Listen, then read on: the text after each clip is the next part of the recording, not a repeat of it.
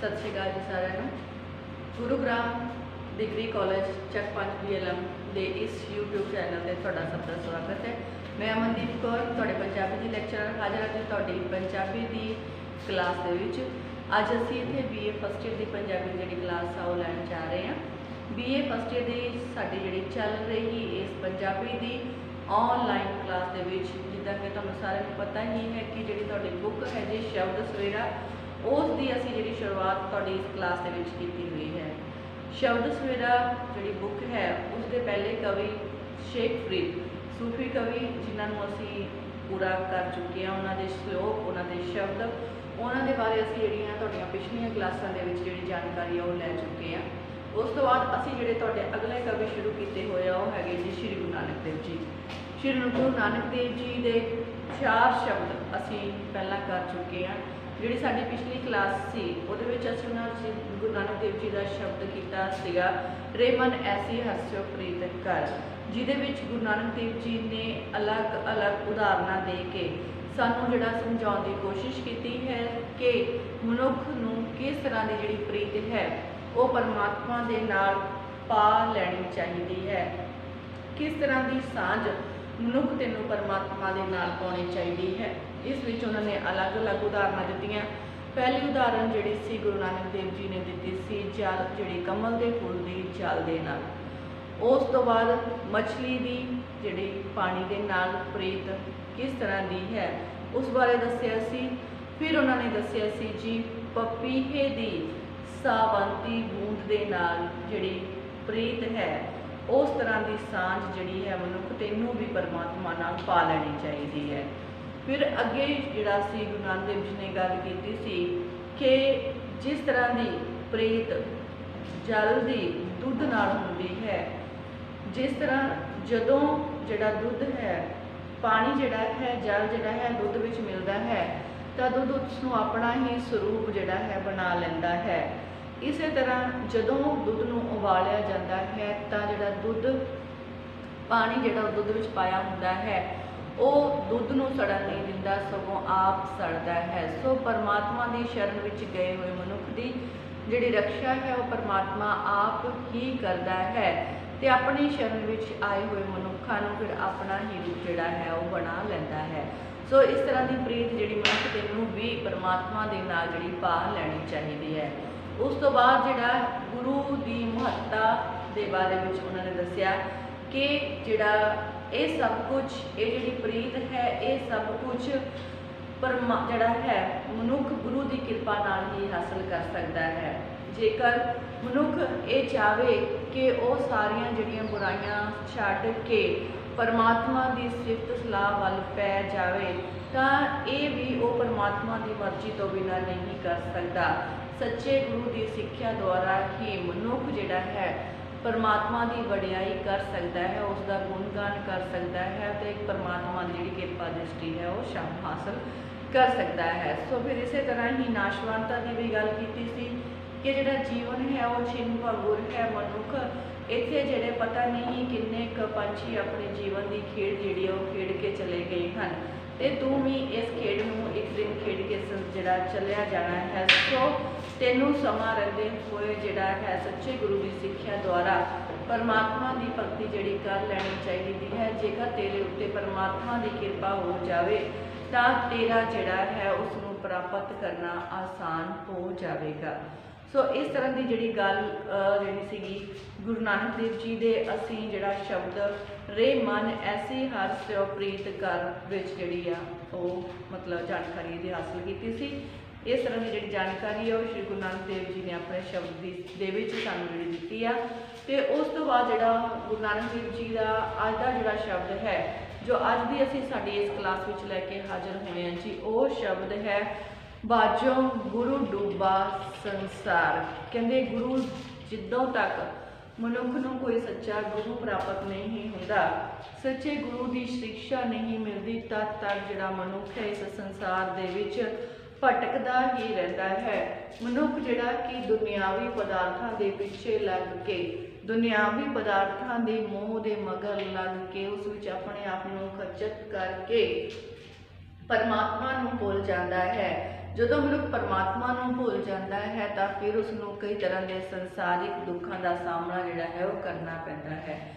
ਸੋ ਇਸੇ ਤਰ੍ਹਾਂ ਦੇ ਜਿਹੜੀ ਹੈਗੀ ਆ ਅੱਜ ਦਾ ਜਿਹੜਾ ਸਾਡਾ ਸ਼ਬਦ ਹੈ, ਬਾਝੋਂ ਗੁਰ ਡੂਬਾ ਸੰਸਾਰ, ਜਿਹਦੇ ਵਿੱਚ ਗੁਰੂ ਨਾਨਕ ਦੇਵ ਜੀ ਨੇ ਸਾਨੂੰ ਸਾਡੀ ਜ਼ਿੰਦਗੀ ਦੀਆਂ 10 ਜਿਹੜੇ ਅਵਸਥਾਵਾਂ ਹਨ, 10 ਅਵਸਥਾਵਾਂ ਦਾ ਜ਼ਿਕਰ ਕਰਕੇ ਦੱਸਿਆ ਹੈ ਕਿ ਜਿਹੜਾ ਮਨੁੱਖ ਹੈ ਉਸ ਦਾ ਜਿਹੜਾ ਜੀਵਨ ਹੈ ਕਿੱਥੋਂ ਸ਼ੁਰੂ ਹੁੰਦਾ ਹੈ ਤੇ ਕਿੱਥੇ ਜਾ ਕੇ ਜਿਹੜਾ ਖਤਮ ਹੁੰਦਾ ਹੈ। ਤੇ ਫਿਰ ਜਦੋਂ ਮਨੁੱਖ ਜਿਹਨਾਂ 10 ਅਵਸਥਾਵਾਂ ਤੋਂ ਨਿਕਲ ਕੇ ਸੰਸਾਰਿਕ ਪਦਾਰਥਾਂ ਦੇ ਪਿੱਛੇ ਲੱਗਾ ਹੋਇਆ ਆਪਣਾ ਜੀਵਨ ਜਿਹੜਾ ਹੈ ਖਤਮ ਕਰ ਲੈਂਦਾ ਹੈ ਤਾਂ ਅਖੀਰ ਤੇ ਜਾ ਕੇ ਫਿਰ ਉਸ ਨੂੰ ਪਰਮਾਤਮਾ ਦੇ ਦਰ ਤੋਂ ਵੀ ਫਟਕਾਰ ਸਹਿਣੀ ਪੈਂਦੀ ਹੈ ਕਿ ਤੈਨੂੰ ਕਿਸ ਕੰਮ ਲਈ ਭੇਜਿਆ ਸੀ ਤੇ ਤੂੰ ਕੀ ਕਰਕੇ ਆਇਆ ਹੈ।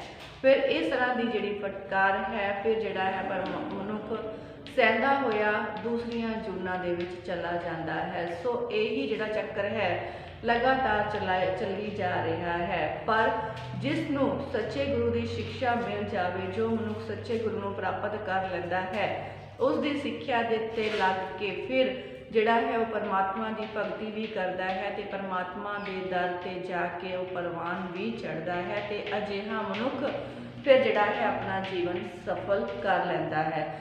ਸੋ ਜਿਹੜਾ ਇਹ ਸ਼ਬਦ ਹੈ ਜਿਸ ਦੇ ਵਿੱਚ ਗੁਰੂ ਨਾਨਕ ਦੇਵ ਜੀ ਨੇ ਸਾਨੂੰ ਅਲੱਗ-ਅਲੱਗ ਜੀਵਨ ਦੀਆਂ ਅਵਸਥਾਵਾਂ ਕਿ ਜਦੋਂ ਜਿਹੜਾ ਮਨੁੱਖ ਇਸ ਦੁਨੀਆ ਤੇ ਆਉਂਦਾ ਹੈ, ਜਨਮ ਲੈਂਦਾ ਹੈ, ਤਾਂ ਪਹਿਲੀ ਅਵਸਥਾ ਦੇ ਵਿੱਚ ਜਿਹੜੀ ਹੈ ਉਸਦੀ ਰੁਚੀ ਸਿਰਫ ਉਸਦੇ ਮਾਂ ਦੇ ਦੁੱਧ ਦੇ ਨਾਲ ਹੀ ਸੰਬੰਧਿਤ ਹੁੰਦੀ ਹੈ। ਦੂਸਰੀ ਅਵਸਥਾ ਦੇ ਵਿੱਚ ਫਿਰ ਜਦੋਂ ਜਾਂਦਾ ਹੈ ਤਾਂ ਉਸਨੂੰ ਆਪਣੇ ਸਾਕ ਸੰਬੰਧੀਆਂ ਦੀ ਸੋਝੀ ਹੋ ਜਾਂਦੀ ਹੈ। ਤੀਸਰੀ ਅਵਸਥਾ ਦੇ ਵਿੱਚ ਖੇਡਾਂ ਦੇ ਵਿੱਚ ਮਨ ਲੱਗ ਜਾਂਦਾ ਹੈ। ਫਿਰ ਇਸੇ ਤਰ੍ਹਾਂ ਜਿਹੜੀ ਚੌਥੀ ਅਵਸਥਾ ਹੈ ਉਸ ਦੇ ਵਿੱਚ ਖਾਣ ਪੀਣ ਦੀ ਸੋਝੀ ਜਿਹੜੀ ਹੈ ਉਸਨੂੰ ਹੋ ਜਾਂਦੀ ਹੈ। ਫਿਰ ਪੰਜਵੀਂ ਅਵਸਥਾ ਦੇ ਵਿੱਚ ਜਿਹੜਾ ਹੈ ਉਹ ਮਤਲਬ ਫਿਰ ਕਹਿੰਦੇ ਹਨ ਕਿ ਜਦੋਂ ਉਸ ਨੂੰ ਖਾਣ ਪੀਣ ਦੀ ਲਾਲਸਾ ਲੱਗ ਜਾਂਦੀ ਹੈ ਫਿਰ ਅੱਗੇ ਜਾ ਕੇ ਫਿਰ ਕਹਿੰਦੇ ਉਸ ਦੀ ਜਿਹੜੀ ਹੈ ਉਮਰ ਵੱਡੀ ਹੁੰਦੀ ਹੈ ਤਾਂ ਜਿਹੜੀ ਉਸ ਦੀ ਅਵਸਥਾ ਕਾਮਕ ਰੁਚੀਆਂ ਦੇ ਵਿੱਚ ਪੈ ਜਾਂਦੀ ਹੈ ਤੇ ਉਸ ਇਹਨਾਂ ਰੁਚੀਆਂ ਦੇ ਮਗਰ ਲੱਗਾ ਹੋਇਆ ਦੁਨੀਆ ਵਿੱਚ ਕੁਝ ਵੀ ਉਸ ਨੂੰ ਦਿਖਾਈ ਨਹੀਂ ਦਿੰਦਾ ਤੇ ਉਹ ਆਪਣੀ ਮਨ ਮਰਜ਼ੀ ਕਰਦਾ ਹੈ। ਫਿਰ ਵਿਆਹ ਹੋ ਜਾਂਦਾ ਹੈ, ਦੁਨੀਆ ਦੇ ਜਿਹੜੀ ਹੈ ਜ਼ਿੰਮੇਵਾਰੀਆਂ ਵਿੱਚ ਪੈ ਜਾਂਦਾ ਹੈ। ਉਸ ਤੋਂ ਬਾਅਦ ਜਿਹੜਾ ਹੈ ਵਿਆਹ ਹੋਣ ਤੋਂ ਬਾਅਦ ਕਹਿੰਦੇ ਫਿਰ ਜਿਹੜਾ ਹੈ ਕਹਿੰਦੇ ਜਦੋਂ ਜ਼ਿੰਮੇਵਾਰੀਆਂ ਪੈਂਦੀਆਂ ਹਨ ਤਾਂ ਮਨੁੱਖ ਜਿਹੜਾ ਹੈ ਗੁੱਸਾ ਕਰਦਾ ਹੈ, ਗੁੱਸੇ ਵਿੱਚ ਰਹਿੰਦਾ ਹੈ। ਹਰ ਸਮੇਂ ਉਸ ਨੂੰ ਜਿਹੜਾ ਹੈ ਆਪਣੀਆਂ ਜ਼ਿੰਮੇਵਾਰੀਆਂ ਦੇ ਕਾਰਨ ਗੁੱਸਾ ਆਉਂਦਾ ਰਹਿੰਦਾ ਹੈ। ਉਸ ਤੋਂ ਬਾਅਦ ਫਿਰ ਅੱਗੇ ਜਾ ਕੇ ਜਿਹੜਾ ਹੈ ਉਸ ਦੀ ਜਿਹੜੀ ਅਵਸਥਾ ਹੈ ਬੁਢਾਪੇ ਵਾਲੀ ਆ ਜਾਂਦੀ ਹੈ। ਬੁਢਾਪੇ ਤੋਂ ਬਾਅਦ ਫਿਰ ਜੀਵਨ ਦਾ ਅੰਤ ਹੋ ਜਾਂਦਾ ਹੈ ਤੇ ਜਿਹੜਾ ਉਸ ਦਾ ਜਿਹੜਾ ਜੀਵਨ ਹੈ ਜੀਵਨ ਲੀਲਾ ਸਮਾਪਤ ਹੋ ਜਾਂਦੀ ਹੈ। ਜਦੋਂ ਮਨੁੱਖ ਮਰਦਾ ਹੈ, ਮਰਨ ਤੋਂ ਬਾਅਦ ਜੋ ਰੀਤੀ ਰਿਵਾਜ ਉਸ ਦੇ ਨਾਲ ਸੰਬੰਧਿਤ ਆ ਉਹ ਕੀਤੇ ਜਾਂਦੇ ਹਨ ਤੇ ਜਿਹੜਾ ਮਨੁੱਖ ਇਸ ਸੰਸਾਰ ਨੂੰ ਛੱਡ ਕੇ ਚਲਾ ਜਾਂਦਾ ਹੈ। ਤੇ ਕਹਿੰਦੇ ਇਸ ਤਰ੍ਹਾਂ ਸੱਚਾ ਗੁਰੂ ਨਾ ਮਿਲਣ ਦੇ ਕਾਰਨ ਮਨੁੱਖ ਜਿਹੜਾ ਇਸ ਦੁਨੀਆ ਦੇ ਆਵਾਗਾਹ ਦੇ ਚੱਕਰ ਵਿੱਚ ਫਸ ਜਾਂਦਾ ਹੈ। ਜੇਕਰ ਸੱਚਾ ਗੁਰੂ ਮਿਲ ਜਾਵੇ ਤਾਂ ਸਮਾਂ ਰਹਿੰਦੇ ਮਨੁੱਖ ਜਿਹੜਾ ਹੈ ਪਰਮਾਤਮਾ ਦੀ ਸੋਝੀ ਪ੍ਰਾਪਤ ਕਰ ਲਵੇ ਤਾਂ ਉਸ ਦਾ ਜਿਹੜਾ ਜੀਵਨ ਹੈ ਉਹ ਸਾਰਥਕ ਹੋ ਸਕਦਾ ਹੈ। ਸੋ ਇਸ ਤਰ੍ਹਾਂ ਦੇ ਜਿਹੜੇ ਕੁਝ ਭਾਵ ਹਨ, ਕੁਝ ਸ਼ਬਦ ਹਨ ਸਾਨੂੰ ਸਮਝਾਉਣ ਦੀ ਜਿਹੜੀ ਕੋਸ਼ਿਸ਼ ਆ ਸ਼੍ਰੀ ਗੁਰੂ ਨਾਨਕ ਦੇਵ ਜੀ ਨੇ ਸਾਡੇ ਸਾਹਮਣੇ ਕੀਤੀ ਹੈ। ਸੋ ਚੱਲਦੇ ਹਾਂ ਆਪਣੇ ਇਸ ਸ਼ਬਦ ਦੇ ਵੱਲ, ਨਾਲ ਸ਼ਬਦ ਲਿਖਾਂਗੇ, ਨਾਲ ਉਸ ਨੂੰ ਸਮਝਣ ਦੀ ਕੋਸ਼ਿਸ਼ ਵੀ ਕਰਾਂਗੇ। ਸੋ ਸ਼ੁਰੂ ਕਰਦੇ ਹਾਂ ਜੀ ਆਪਣਾ ਸ਼ਬਦ, ਬਾਝੋਂ ਗੁਰ ਡੂਬਾ ਸੰਸਾਰ। ਹਾਂਜੀ, ਕੀ ਕਹਿੰਦੇ ਆ? ਪਹਿਲੇ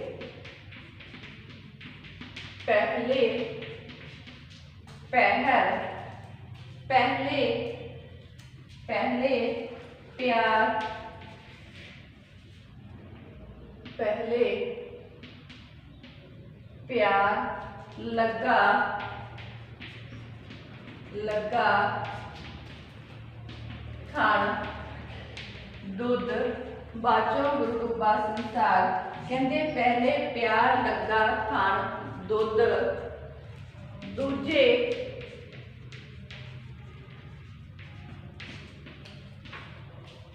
दुध, दूजे माई बाप दी सुध, दूजे माई बाप की सुध, तीजे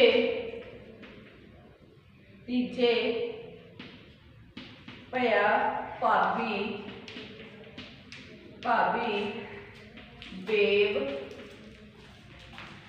फिर चौथे तीजे भैया भाभी बेब, चौथे प्यार,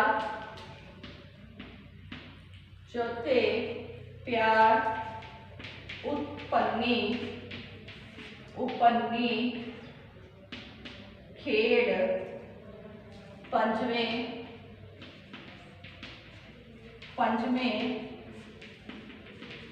खाण पीण की तार, छेवें काम न पूछे जात,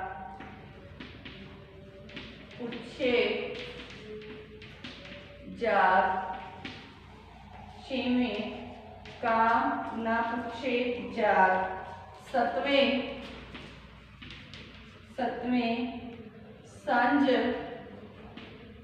संज किया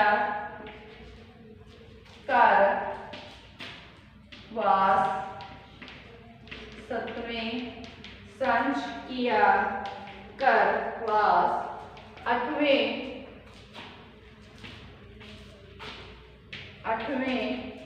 क्रोध हुआ तन नाश,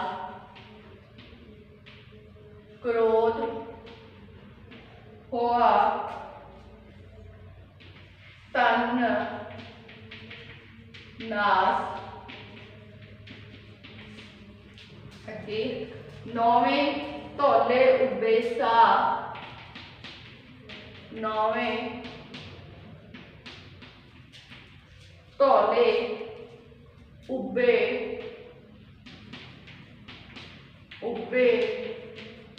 सा, दसवें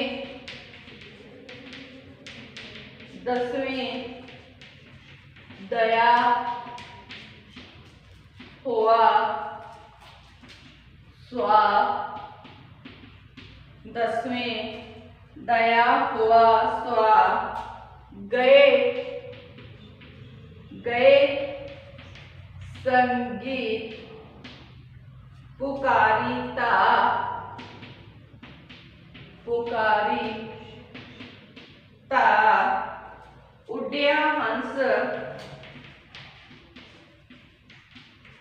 उड्या हंस दसाए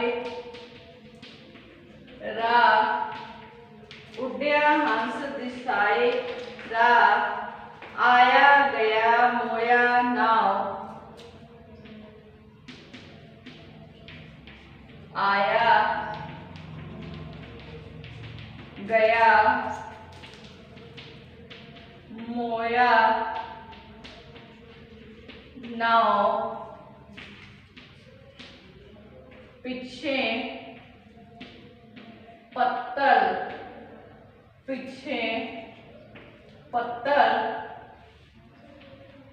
सदाए काम, पीछे पत्तल सदाए काम, नानक मनमुख अंध प्यार, नानक मनमुख अंध प्यार, बाजों गुरु डूबा संसार। हाँ जी, बाजों गुरु डूबा संसार। ये अपना शब्द अज का सब तो पहला की कहते हैं, कहते पहले प्यार लगा खान दुध, दूजे माई बाप की सुध, तीजे भया भाभी बेब, चौथे प्यार उपन्नी खेड, पंजवें खान पीन की ताक, छेवें काम न पूछे जात, सतवें संज किया कर वास, सतवें संज किया कर वास। अठवें क्रोध हुआ तन नाश, नौवें तौले उबे सा। दसवें दया हुआ स्वा। गए गए संगीत पुकारी ता, उड्या हंस दसाए रा। आया गया मोया नाव, पिछे पत्तल सदाए काम। नानक बनमुख अंध प्यार, बाजों गुर डूबा संसार। सो जिहड़ा ये शब्द आ इहदे विच साडियां दसे दियां दसे अवस्थावां दा जिक्र जिहड़ा है गुरु नानक देव जी ने बड़े सोहने ढंग दे नाल कीता है। संगीत दे रसीए ते रागा दे ज्ञाता होने दे कारण जिहड़ा ये शब्द है श्री गुरु नानक देव जी ने माझ जिहड़ा है माझ राग जिहड़ा है माझ जिहड़ा राग है उस दे विच इन्हां ने ये शब्द उच्चारण किया है। गुरमुख कावधारा दे मोढी कवि गुरु नानक देव जी संगीत दे रसीए रागा दे ज्ञाता होने करके ये जिहड़ा शब्द है माझ राग दे विच लिखिया होया सानू जिहड़ा है प्राप्त हुंदा है। इस विच उन्हां ने साडी जिंदगी दे 10 पड़ावां नूं बहुत ही सोहने ढंग दे नाल साडे सामने जिहड़ा है पेश कीता है।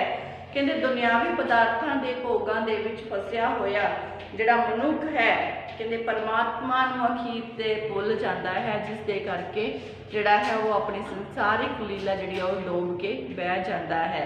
सो की कहंदे है जी, कहंदे जिहड़ा है कि पहले पड़ाव दे विच जिहड़ा गुरु नानक देव जी गल करदे हन कि पहली अवस्था दे विच मनुख दी जिहड़ी रुचि है एक बच्चे दे तौर ते जदों वो इस दुनिया दे विच जन्म लैंदा है तो पहली अवस्था दे विच उसका ध्यान सिर्फ ते सिर्फ अपनी माँ दे दुध नाल ही हुंदा है। उसका जिहड़ा पहला प्यार है वह सिर्फ ते सिर्फ उसकी माँ का जिहड़ा दुध ही हुंदा है, होर उसनूं किसी चीज़ की सोची जिहड़ी आ वो नहीं हुंदी।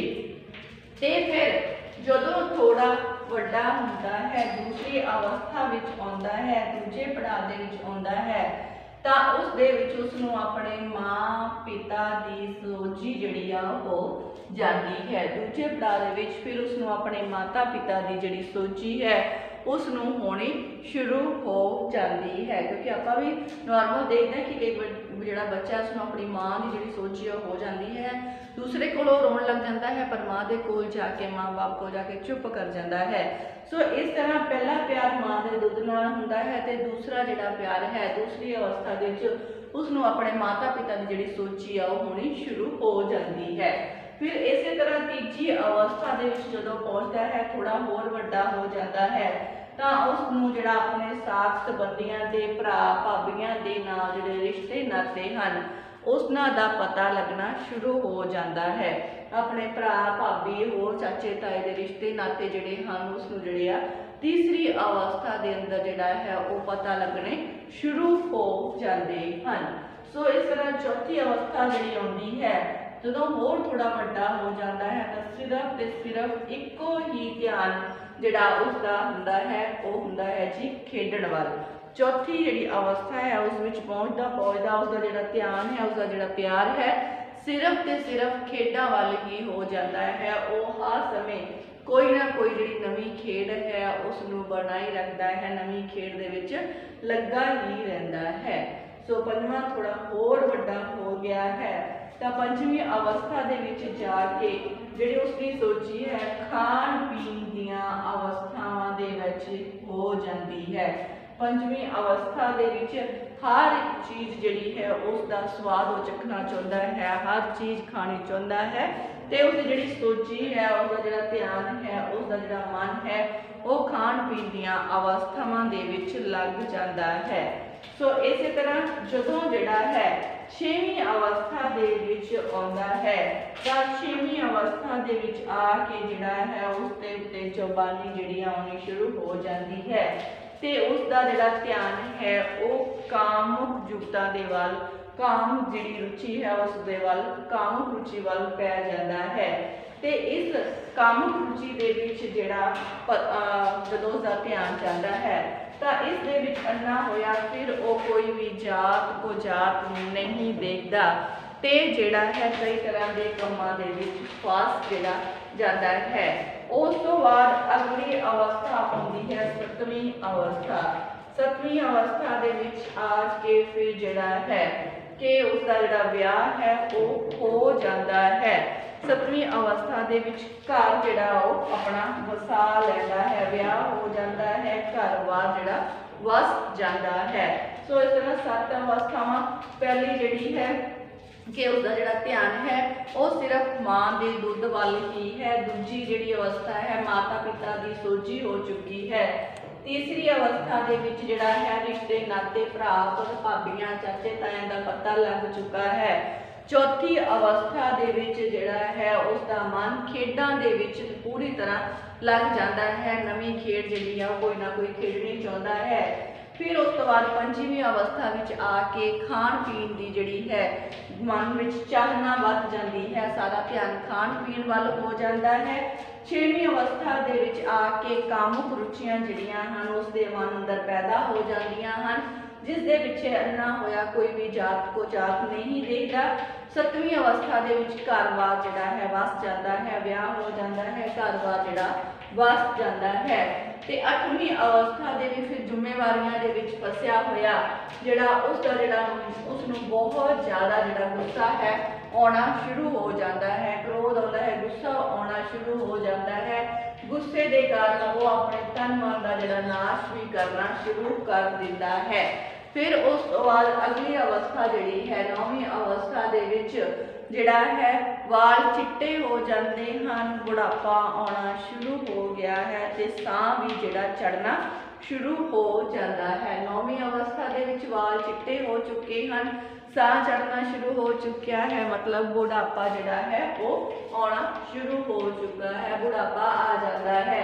ते इस तरह जिहड़ी 10वीं अवस्था है 10वीं अवस्था दे विच फिर बुढ़ापे तो बाद जिहड़ा है मनुख दा जिहड़ा अंत हो जाता है, मतलब 10वीं अवस्था दे विच जिहड़ी है मौत है जिहड़ी वो आ जाती है।